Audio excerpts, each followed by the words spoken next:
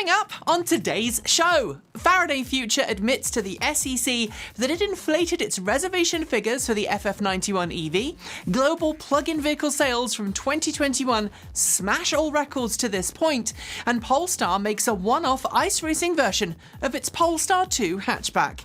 These stories and more coming next. Welcome back to Transport Evolve News, or TEN for short. Thanks for joining me. Don't forget to hit the subscribe button and ding the bell, and I'll tell you how to support the channel later in the show. Today's show is sponsored by the Electric Vehicle Association. Join up to support the electrification of transport and get the help you need to finance your own clean energy or transportation purchase. EV startup Faraday Future has quite the checkered past, full of missed deadlines and departing executives. So the latest news from the company, a Form 8K filed with the Securities and Exchanges Commission in which it admits it may have made misleading statements about the number of vehicle reservations it has, is hardly one we're surprised about. Previous statements made by the company said that it had received more than 14,000 reservations for the upcoming FF91, but now the company says that only a few hundred of those reservations were actually paid. In addition to inflating its reservations by more than 1,400%, the company has also admitted that it downplayed the part of its former founder, Yuting Jia, in its day-to-day operations after his own bankruptcy. Ford is promising a whole new lineup of electric vehicles due to drop in the next few years as it shifts from internal combustion to electric. But all those new vehicles are going to cost a lot in terms of research and development funds, especially when you consider they're going to need brand new electric vehicle platforms to be built upon. In fact, while Ford has already committed to a big budget for its new EVs, Bloomberg has reported that Ford could be looking to further expand its EV funding budget by as much as $20 billion. Bloomberg also reports that as part of a restructuring plan, Ford might spin off an EV company in order to attract the kind of money that EV startups are currently attracting on the stock market. It's worked well for Volvo's former performance division, now known as the Polestar brand, so I can't see why it wouldn't work for Ford. This week, Czech company Škoda pulled the covers off its latest EV, the Škoda Enyaq IV Coupé, and we've got to say, it's a great-looking car. A sibling to the Volkswagen ID.5 Coupé SUV and Audi Q4 e-tron Sportback, they share the same MEB platform, the Enyaq IV Coupé has a very familiar silhouette, but thanks to more aggressive front and rear body trim, looks the part. It's also slightly more aerodynamic than its siblings. Available with a choice of rear-wheel or all-wheel drive and standard or long-range battery pack, there's something for everyone. But what grabbed our attention the most was the range-topping Rally Sport variant, with 220 kilowatts at the wheels, 77 kilowatt-hours usable battery capacity, and a claimed 545 kilometres, 339 miles per charge on the WLTP test cycle. It's no secret that there's a big amount of money being invested into the electric vehicle startup world, but the same is true for the electric airplane industry. This week, aircraft giant Boeing invested a further $450 million into Wisk Aero, a joint venture between it and Kitty Hawk to develop electric air taxis. The latest cash injection from Boeing makes it the lead investor in Wisk and shows how seriously the company wants to bring electric eVTOL craft to market. Kitty Hawk, a company in its own right, partly funded by Google co-founder Larry Page, is also developing its own electric single-seat eVTOL craft that can be remotely operated. Its latest prototype, called H2, is currently undergoing extensive testing and has already completed test flights of several hundred miles per charge at speeds in excess of 180 miles per hour. That's 290 kilometers per hour. A new look into the safety statistics of partially autonomous vehicles has caused quite a stir this week by suggesting that the safety statistics of driver assistance systems are unfairly skewed. It focuses on Tesla's quarterly safety report for Autopilot and suggests that Tesla's data into the number of accidents per mile driven does not accurately take into account two important data points: that Autopilot is recommended primarily for use on higher speed roads, and that those roads historically always have had a lower accident rate than surface and lower speed roads. It sets out a suggested formula for normalizing safety statistics taking these factors into account, and while this formula still shows Autopilot is safer than non-Autopilot on the road, the difference is nowhere near as large as Tesla's own data suggests. It makes for an interesting read. Despite the continuing chip shortage in much of the world, just released data from EV volumes for 2021 shows a massive increase in global plug-in vehicle sales. Over 907,000 new plug-in vehicles were registered globally in December last year, the highest number of plug-in vehicle sales to date. When added to sales data for the rest of last year, a total of 6.5 million plug-in vehicles were sold, up 108% on the 3.1 million sold in 2020. And because global auto sales slumped last year, the market share of plug-in vehicles grew from 4% in 2020 to 9% last year, with 6.1% of those being all-electric models. The most popular cars globally: the Tesla Model 3, Wuling Hongguang Mini EV, and Tesla Model Y, in descending order.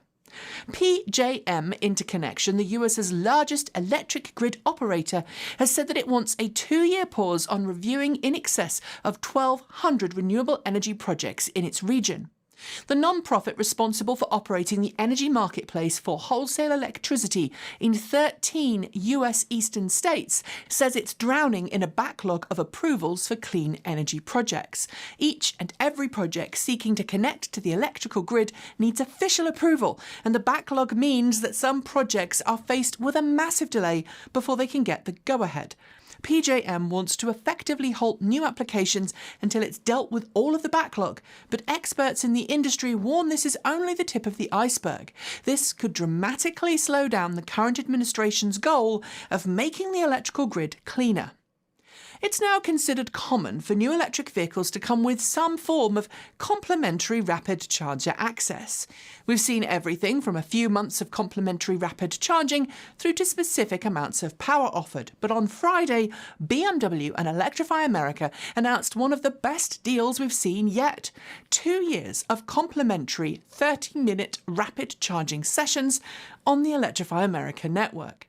Applicable to all new iX and i4 models, customers will be able to pull up and charge for 30 minutes without paying any additional fees, but they will have to pay if their session goes over that time limit. And while I've looked for additional caveats and limits, like a maximum number of charge sessions in that 2-year period, I can't find any. So if you're in the market for a new EV, live in North America, and you like road tripping, this might be one for you to look at. At the start of the year, Electric Last Mile Solution, ELMS for short, showcased its new electric delivery vehicles at CES 2022.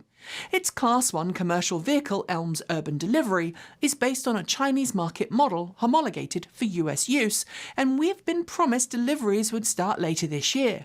But on Thursday, the company was hit with a 50% drop in share price after both the company's CEO and its chairman quit.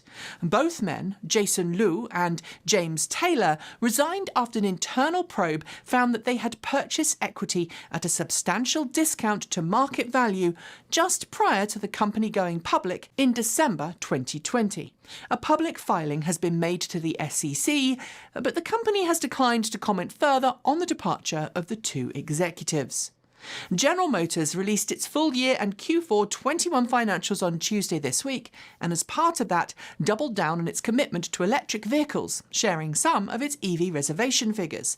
It says more than 110,000 Chevrolet Silverado EV reservations were placed in the first month, and that almost 59,000 reservations have now been received for its Hummer EVs. With 25,000 bright drop cargo delivery vehicle reservations also now on its books, it says it's full speed ahead on ramping up both vehicle and Ultium battery production. GM says it has plans on delivering 400,000 electric vehicles through the end of 2023. But that's a figure that seems almost impossible to imagine after it struggled to deliver any electric vehicles at the tail end of last year. However, it is fair to note that that issue was caused by supply chain problems caused by the LG Energy battery recall for the Bolt EV and Bolt EUV, something that is now well underway. Coming up next, short shorts. But first, have you considered becoming a supporter of the channel? While we do fund our channel with supplemental income from third-party production work and white label content, the majority of our income comes from viewers like you. Help us grow the channel from less than $1 a month via Patreon or our new YouTube membership option. In exchange, you'll get exclusive content from us and early access to all of our videos. And if you already do support us, thank you. On to the short shorts.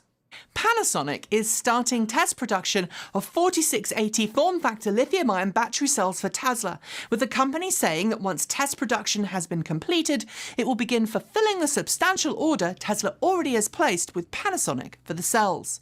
After a video clip of the front of the Volkswagen ID Buzz showing its lack of front trunk went live this week, the EV world has split itself in two, with some people aghast that the snub-nosed EV doesn't have a frunk, and others surprised it's such a big deal.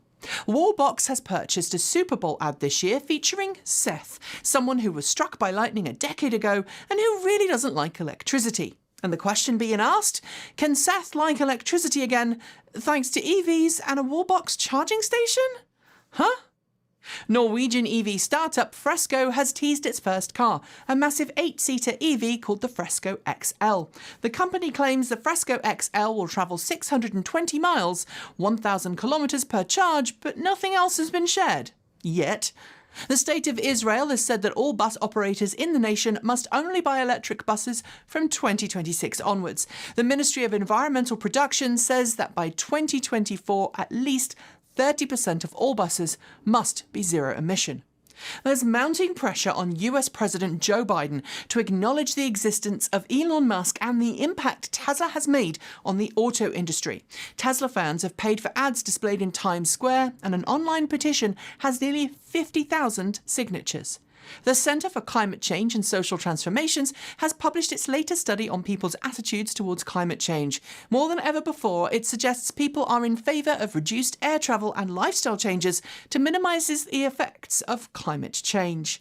A new user experience study by Accenture-owned engineering firm Umlaut has concluded that of all of the DC fast charging networks in the United States, Electrify America offers the best overall user experience. Tesla's Supercharger network was rated second. Mining company Glencore and battery company Britishvolt have entered into a partnership. It's expected the two companies will work on a battery recycling facility capable of processing a minimum of 10,000 tonnes of batteries per year. Bespoke commercial EV conversion specialists, Lightning eMotors, have entered into agreement with General Motors to provide GM-sanctioned electric conversions of its Class 3 through Class 6 commercial vehicle platforms, just as it already offers with Ford. Transport Canada has asked Canadian Tesla Model 3 and Y owners to give feedback on the heater operation in their cars during extreme cold weather. It's investigating complaints that Model 3 and Model Y heating systems failed in the middle of winter. Australia's EV sales doubled in January, despite a noticeable drop in the number of overall new vehicles sold in the same period. Nearly double the number of new electric cars were sold in Australia during January when compared to December, but overall figures are still low. Charging provider Juice Bar has executed a sneaky move to help it gain valuable EV charging spots, offering charging station customers the chance to upgrade their old 3G-enabled charging stations to one of its 4G ones ahead of the turnoff of the 3G mobile network. Tesla has applied for planning permission to build a new raw material processing facility next to its brand new gigafactory in Austin, Texas. The facility will occupy approximately 32 acres and will be used to produce cathode materials for Tesla's battery cells. The state of California will be lowering the MSRP and income caps for its clean vehicle rebate program later this month. Total income caps for eligibility will fall, and the upper MSRP of cars considered eligible will also drop in order to support lower income EV adoption. Ford's luxury brand Lincoln published an enigmatic video this week, revisiting some of the brand's iconic vehicles to date as it celebrates its 100th anniversary. Lincoln says it will soon unveil a brand new electric model as part of its centennial celebrations. The RAC Breakdown Patrol Service in the UK has officially started using specially fitted Renault Zoe vans for its roadside assistance service. While the vans are not rated to tow, the RAC says 4 out of 5 breakdowns should be fixable by patrol staff driving the cars. Aston Martin has stated that it only plans to sell electrified cars from 2026 onwards and plans to phase out internal combustion-only models by then. But while the statement sounds good, the definition of electrified is a bit nebulous and does include hybrids. Jaguar has confirmed that it's working on a brand new platform, codenamed Panthera, which will underpin all of its all-electric offerings from 2025 onwards. That's the date after which Jaguar Land Rover intends all Jaguar models to be fully electric.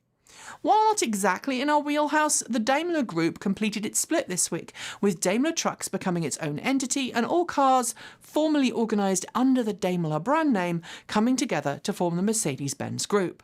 Union Pacific Railroad announced this week that it intends to purchase 20 battery electric locomotives for testing in rail yards. While it will continue to use diesel electric on its freight hauling routes, the electric locomotives will dramatically reduce emissions at rail yards. The UK Driver and Vehicle Licensing Agency has begun writing to people who had converted their cars from ICE to electric in the last decade, reverting their vehicle's fuel type to its original state and then asking for those owners to back pay road tax and licence fees.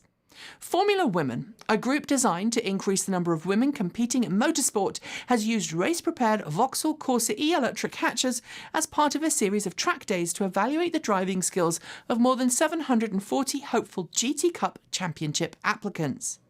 Avionics has unveiled its latest all-electric bicycle, the stunningly beautiful Aquila. Styled to look like an old-school cruiser, these handmade bicycles aren't going to be cheap, with sticker prices pushing $7,000 or equivalent. They're beautiful, but too pricey for us. After it was disclosed that the replacement USPS mail delivery vehicles would get just 8 miles per gallon, the White House and the EPA have written scathing letters to Postmaster General imploring him to cancel the existing order and go all electric with the fleet instead. Indian motorcycle company Tork Motors has unveiled the Kratos electric motorcycle and its more performance-oriented sibling, the Kratos R. The motorcycles are expected to retail from the equivalent of just $1,500 US. Volvo and Northvolt have selected Gothenburg as the location of the 50-gigawatt-hour manufacturing plant where batteries will be built for Volvo and Polestar electric vehicles. The two companies announced the joint venture in December last year. Tesla addressed not one, but 2 recalls this week with over-the-air software updates.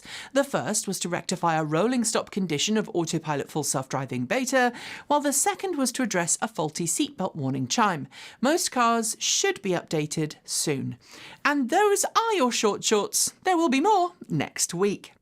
The Polestar 2 electric hatchback has been one of our favourite cars to drive of late, and we've got a brand new review coming very soon, sharing our thoughts after a few days behind the wheel. And while we were out filming our review, we couldn't help but think about the heritage of the Polestar brand, as a racing team and then a tuning house. And being a Swedish brand, we couldn't not think about the ice racing that takes place in northern Sweden, which, as it happens, is a cool coincidence because Polestar has just produced a one-off competition-ready version of its Polestar 2 designed specifically for racing on ice and snow. Called the Polestar 2 Arctic Circle, it's received a gentle lift, custom-studded 19-inch winter tyres and increased power and torque for maximum ice racing fun. Having raced on ice myself, there is nothing quite like it, and I wish I could give it a go. Because, well, we quite like this electric crossover. I mean, hatchback. Winter's clearly been at the script again, but more on that when the review actually drops. And finally.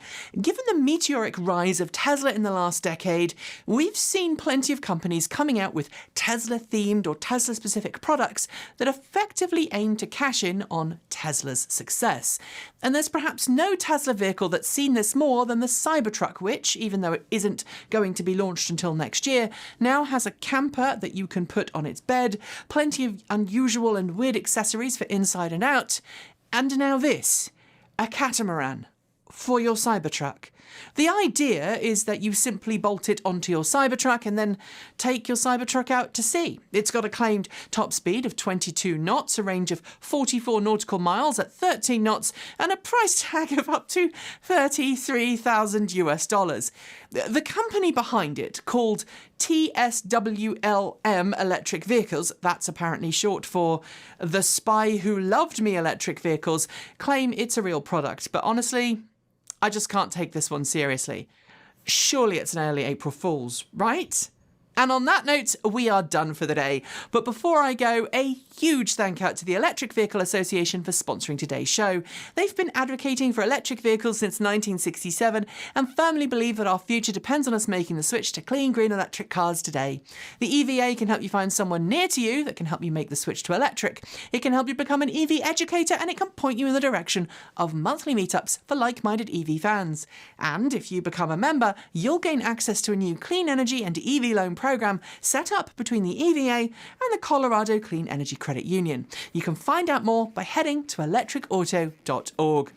Do not forget to hit subscribe and that bell for this channel and for our second channel, Transport Evolved Take 2. And if you're not already a channel member or Patreon supporter, please consider becoming one. Or you can send us a tip through Ko-fi or Bitcoin, or indeed check out our cool swag store.